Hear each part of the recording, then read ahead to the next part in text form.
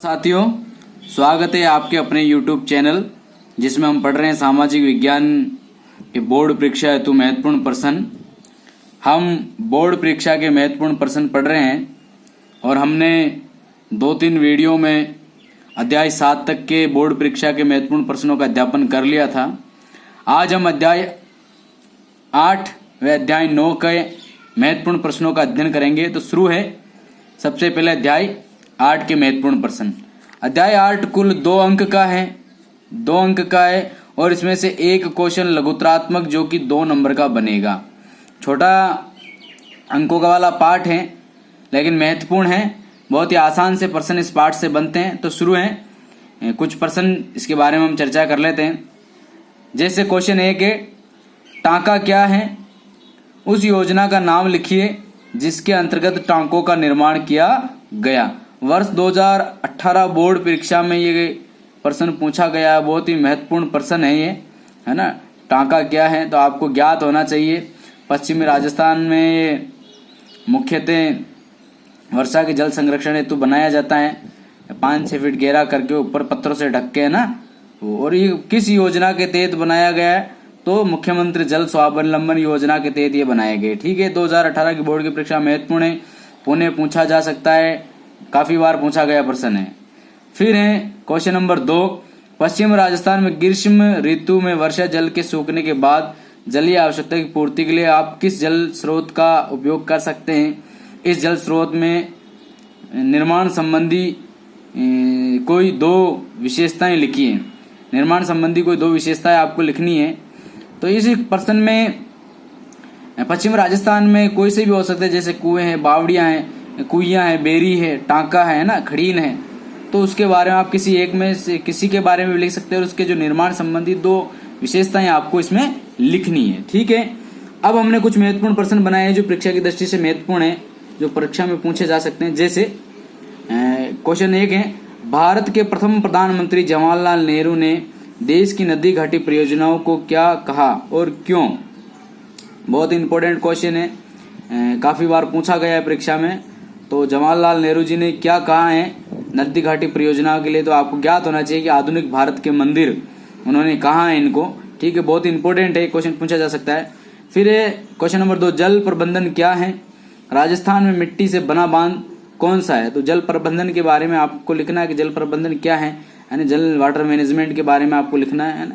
मिट्टी से निर्मित बांध, पांचना बांध है, उसके बारे में आपको लिखना है। ठीक है, क्वेश्चन नंबर 3, राजस्थान में आदिवासी क्षेत्रों के विकास के लिए कौन सी बहुउद्देशीय परियोजना है? जो राजस्थान में आदिवासी क्षेत्र है उनके लिए जो बहुउद्देशीय परियोजना है उसका आपको नाम लिखना है ना। माई बजाज, उसका नाम लिखना है। फिर है चौथा क्वेश्चन इंपॉर्टेंट है, बावड़ी क्या? बावड़ी के कुछ उदाहरण दीजिए। आपको ज्ञात है, आप राजस्थान के वासी बावड़ियों के बारे में अच्छे से जानते हैं। कुछ बावड़ियों के आपको उदाहरण भी देना है। बावड़ियों का शहर भी किसी शहर को कहा जाता है ना।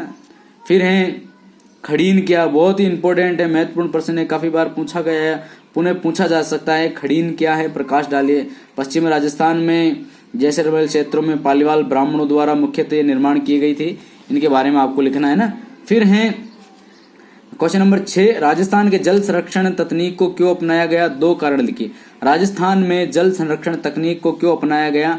2 कारण आपको लिखने हैं कि राजस्थान में जो जल संरक्षण हेतु तकनीकी क्यों अपनाई गई, उसके बारे में आपको लिखना है। क्वेश्चन नंबर 7, बिशुलपुर परियोजना का संक्षिप्त वर्णन दीजिए।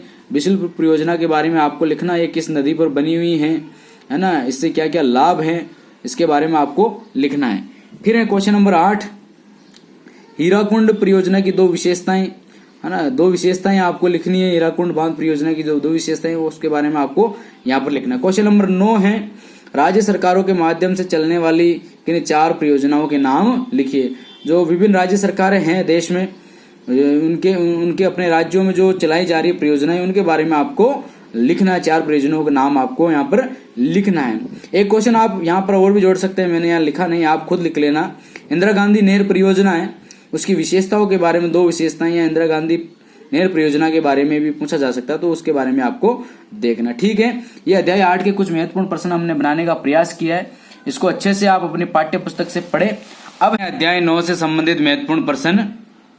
जैसे अध्याय 9 कुल 2 अंक का है और इसमें से एक क्वेश्चन पूछा जाएगा लघुत्तरात्मक 2 नंबर का। ठीक है, ये भी 8वें पार्ट जैसा ही है। तो कुछ गत वर्षों में पूछे गए क्वेश्चनों के बारे में हम पढ़ लेते हैं पहले। जैसे क्वेश्चन नंबर 1 है, व्यावसायिक फसलें क्या हैं? व्यावसायिक फसलों के कोई 4 उदाहरण दे। वर्ष 2018 बोर्ड की परीक्षा में ये क्वेश्चन पूछा गया था। तो आपको ज्ञात होना चाहिए बच्चों कि जो व्यावसायिक फसलें हैं इनका मुख्यतः उपयोग व्यवसाय हेतु, कच्चे माल हेतु, उद्योग धंधे हेतु किया जाता है ना। इन्हें मुद्रादायिनी फसलें भी कहा जाता है ना। 4 फसलें जैसे उनका आपको उदाहरण यहाँ पर देना है। फिर क्वेश्चन नंबर 2 है, चावल उत्पादन के लिए तापमान एवं वर्षा संबंधी आवश्यक दशाएं लिखिए। तो जो चावल संबंधी आवश्यक दशाएं हैं है ना, वो आपको लिखनी है कि कितने तापमान, कितनी वर्षा की आवश्यकता है। वर्ष 2018 बोर्ड की परीक्षा में यह क्वेश्चन पूछा गया था। अब कुछ अन्य महत्वपूर्ण प्रश्न जो हमने बनाने का प्रयास किया है, जैसे क्वेश्चन नंबर 1, गेहूं की खेती के लिए भौगोलिक परिस्थितियों का वर्णन कीजिए, है ना। जिस प्रकार से चावल का पूछा गया वैसे ही गेहूं का आपको देना है, भौगोलिक परिस्थितियां, तापमान, वर्षा, उसके बारे में लिखना।